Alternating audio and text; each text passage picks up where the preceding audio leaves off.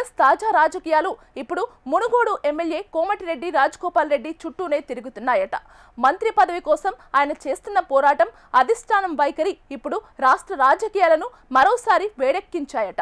మొన్నటి వరకు స్తబ్దుగా ఉన్న ఈ అంశం మళ్ళీ హాట్ టాపిక్ గా మారడానికి కారణాలు లేకపోలేదు. తాజాగా క్రికెటర్ అజారుద్దీన్ కు కేబినెట్ హోదా దక్కడం, వెంటనే ఎమ్మెల్యేలు సుదర్శన్ రెడ్డి, ప్రేమ్ సాగర్ రావుకు కూడా కేబినెట్ హోదా కలిగిన నామినేటెడ్ పదవులు దక్కాయి. దీంతో రాజగోపాల్ రెడ్డికి పదవి ఖాయమేనా అనే చర్చ ఊపందుకుంది. కేబినెట్ లో ఖాళీగా ఉన్న ఆ 2 మంత్రి పదవుల్లో ఒకటి రాజగోపాల్ రెడ్డికి ఖాయమైనట్టేనా? కాంగ్రెస్ హైకమాండ్ మనసులో ఏముంది? Watch this story. తెలంగాణ రాష్ట్ర కేబినెట్లో గతంలో 3 మంత్రి పదవులు ఖాళీగా ఉండేవి. ఈ క్రమంలో జూబ్లీహిల్స్ ఉప ఎన్నిక అనూహ్య సమీకరణాల నేపథ్యంలో కాంగ్రెస్ వర్కింగ్ ప్రెసిడెంట్, మాజీ క్రికెటర్ అజారుద్దీన్ కు మంత్రి పదవి వరించింది.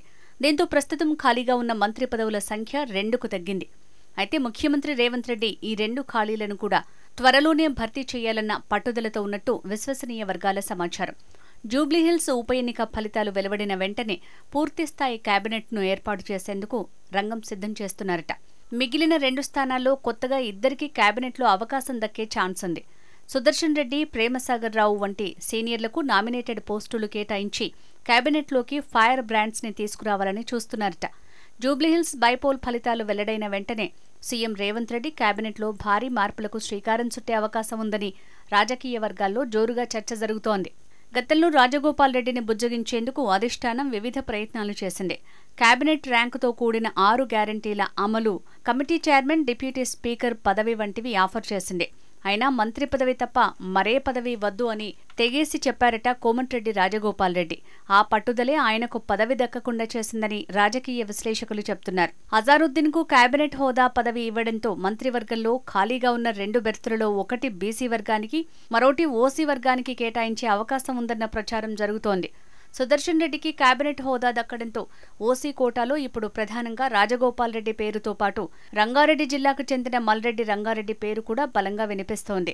నల్గొండ జిల్లా రాజకీయ సమీకరణాలు, పోరాట చరిత్రను దృష్టిలో ఉంచుకుని మిగిలిన 2 బెర్తులలో ఒకటి రాజగోపాల్ రెడ్డికి ఖాయమవుతుందని ఆయన అనుచరులు బలంగా నమ్ముతున్నారు. ఎన్నో ఆశలు పెట్టుకున్నప్పటికీ మంత్రి పదవి దక్కకపోవడంతో గతంలో చాలా దూకుడుగా, అగ్రెసివ్గా మాట్లాడిన రాజగోపాల్ రెడ్డి శైలిలో ఇటీవల మార్పు కనిపిస్తోందన్న టాక్ ఉంది. అజారుద్దీన్ కు మంత్రి పదవి కేటాయించిన తర్వాత చౌటుప్పల్లో మీడియాతో మాట్లాడినప్పుడు రాజగోపాల్ చాలా సంయమనంతో స్పందించారట. అధిష్టానం ఏది నిర్ణయిస్తే దానికి కట్టుబడి పనిచేస్తాను.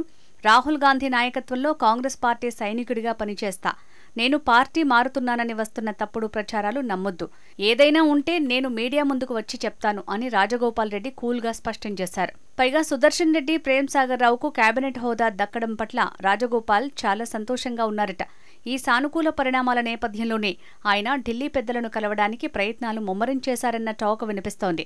అధిష్టానం ఇచ్చిన హామీని నెరవేర్చుకుని రాజగోపాల్ రెడ్డికి మంత్రి పదవి ఇస్తుందా, ఎప్పటిలాగే హ్యాండ్ ఇస్తుందా అనేది $1 మిలియన్ ప్రశ్నగా మారింది.